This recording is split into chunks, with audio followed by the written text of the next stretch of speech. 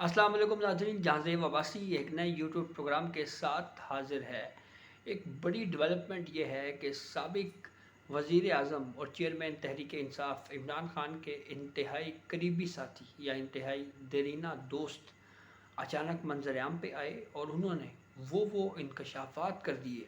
کہ جس کے سبب نہ صرف چیئرمین تحریک انصاف عمران خان جو اس وقت اڈیالہ جیل میں قید ہیں ان کے لیے مشکلات بھی پیدا ہو سکتی ہیں، بلکہ اس کے ساتھ ساتھ پوری سیاسی جماعت تحریک انصاف کے لیے بھی مشکلات کھڑی ہو سکتی ہیں۔ جی ہاں، میں بات کر رہا ہوں عثمان ڈار کی۔ 9 سپتمبر کو لاپتہ ہوئے دعویٰ کیا گیا، پاکستان تحریک انصاف کی جانب سے کہا گیا کہ عثمان ڈار جو ہے وہ نہیں مل رہے، ان کا کوئی معلومات نہیں مل رہی، وہ کب کہاں پہ ہیں، کیا کر رہے ہیں، کسی سے کوئی رابطہ نہیں ہے ان کا۔ اسی دوران میں ہم نے یہ بھی دیکھا کہ ان کی بوڑھی ماں کا بھی ایک ویڈیو کلپ سامنے آیا جس میں وہ گھر سے باہر کھڑی ہوئی ہمیں دکھائی دیں۔ اس کے اوپر بھی سوشل میڈیا پہ بہت زیادہ تنقید ہوئی کہ یہ کیا ہو رہا ہے، فنڈامنٹل رائٹس کہاں پہ ہیں۔ لیکن پھر اب اچانک ہی عثمان ڈار منظر عام پہ آئے ہیں اور جناب منظر عام پہ آ کے انہوں نے کامران شاہد کو ایک انٹرویو دے دیا ہے، اور اس انٹرویو میں کیا کیا انکشافات کیے گئے ہیں، اور ان کے حوالے سے ان کے لاپتہ جب ہوئے اور جب منظر عام پہ نہیں تھے، کسی کو کوئی پتہ نہیں تھا عثمان ڈار کہاں پہ ہیں، تو اس وقت کیا کیا بیانات دیے گئے، بالخصوص سندھ کی نگران حکومت کی جانب سے، اس کے اوپر بھی بات کریں گے۔ سب سے پہلے تو جناب عثمان ڈار صاحب نے جو باتیں کہیں وہ آپ کے سامنے رکھتے ہیں۔ عثمان ڈار نے اس ٹی وی انٹرویو میں کہا کہ پاکستان تحریک انصاف میں 2 گروہ ہیں یا 2 گروہ تھے، اور ان 2 گروہوں میں ایک گروہ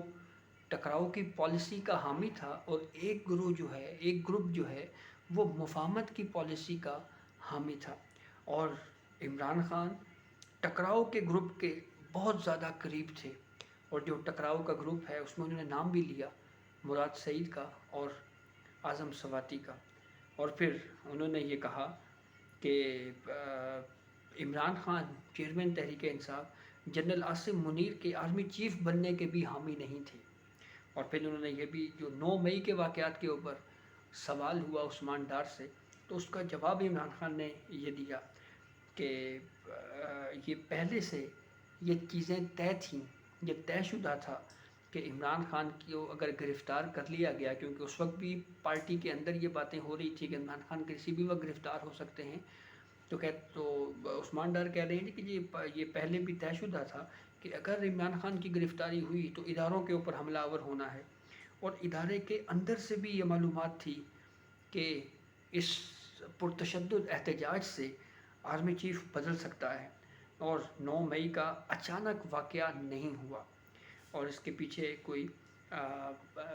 یہ ڈیزائن کی بات کی عثمان ڈار نے۔ پھر انہوں نے یہ بھی کہا کہ عمران خان نے لانگ مارچ بھی، عمران خان کا جو لانگ مارچ تھا وہ بھی جنرل عاصم منیر کی آرمی چیف بننے سے روکنے کی ایک کوشش تھی، اور اگر 2 حکومتیں نہ توڑی جاتی تو 9 مئی کے واقعات رونما ہی نہ ہوتا۔ پھر اس کے بعد جناب یہ جو گفتگو عثمان ڈار کی جانب سے کی گئی ہے، جس میں یہ اہم انکشافات کیے گئے ہیں، جہاں پہ اس کے اوپر بھی میڈیا پہ بہت زیادہ ڈسکشن ہو رہی ہے، وہیں پہ یہ بھی بات ہو رہی ہے کہ عثمان ڈار اتنا عرصہ کہاں پہ تھے، کہاں پہ روپوش تھے، کیونکہ عثمان ڈار نے تو اب جو یہ انٹرویو اچانک آ کے دیا ہے اس سے تو وہ کہہ رہے ہیں کہ میں تو اپنی مرضی سے گیا تھا اور مرضی سے واپس آیا ہوں۔ لیکن وزیر اعظم تھے جب شہباز شریف، تو اس وقت بھی انہوں نے ایک بات کہی تھی، انہوں نے یہ کہا تھا کہ یہ جو 9 مئی کے واقعات ہیں یہ آرمی چیف کے خلاف سازش تھی۔ اب عثمان ڈار بھی یہ کہہ رہے ہیں۔ اس سے پہلے ہم دیکھیں تو پاکستان تحریک انصاف کے 2 اور رہنما بھی اس طرح کی ملتے جلتے اسٹیٹمنٹ دے چکے ہیں، جو سابقہ ان کی وابستگی رہی پاکستان تحریک انصاف کے ساتھ، فیصل وابڈا اور سردار تنویر الیاس۔ ان دونوں کے تقریباً ملتے جلتے ہی بیانات ہیں کہ عمران خان کا جو لانگ مارچ تھا وہ آرمی چیف کی تعیناتی کو روکنے کے لیے تھا۔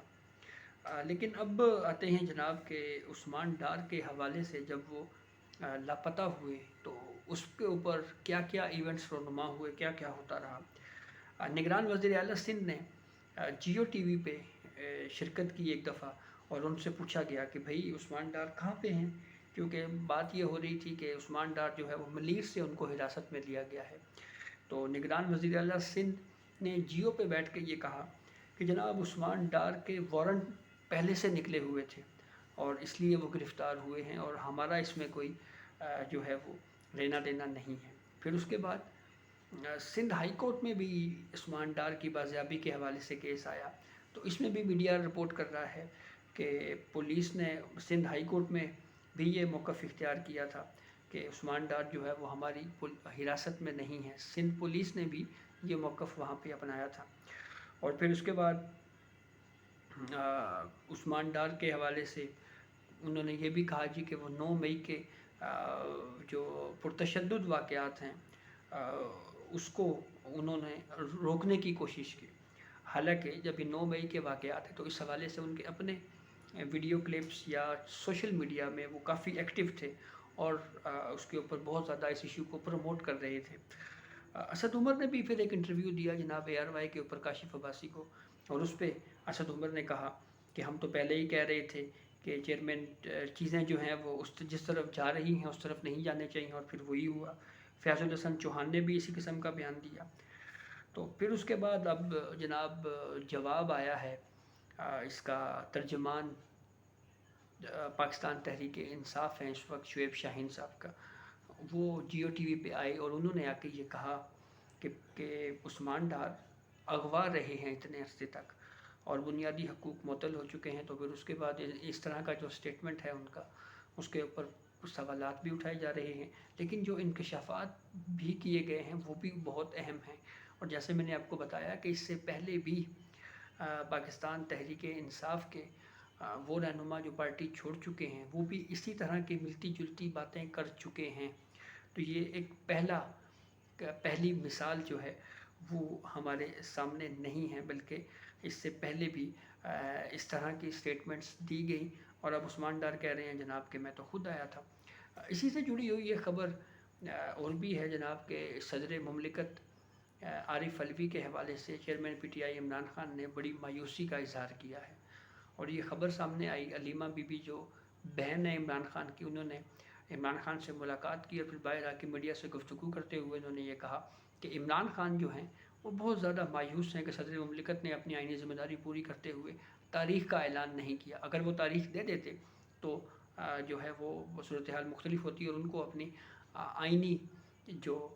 ذمہ داری تھی وہ ادا کرنی چاہیے تھی۔ جہاں پہ صدر مملکت سے چیئرمین PTI عمران خان مایوس، تو دوسری جانب یہ جو پاکستان تحریک انصاف کے انتہائی اہم رہنماؤں کی جانب سے اس طرح کے سٹیٹمنٹس دینا، اور اس کے اوپر پھر بالخصوص عمران خان جو خود اس وقت 9 مئی کے مقدمات کا ان کو سامنا ہے، یہ کافی دلچسپ صورتحال ہو سکتی ہے۔ تو یہ اب تک کی اپڈیٹ تھی جس سے ہم نے آپ کو آگاہ کیا۔ بہت شکریہ۔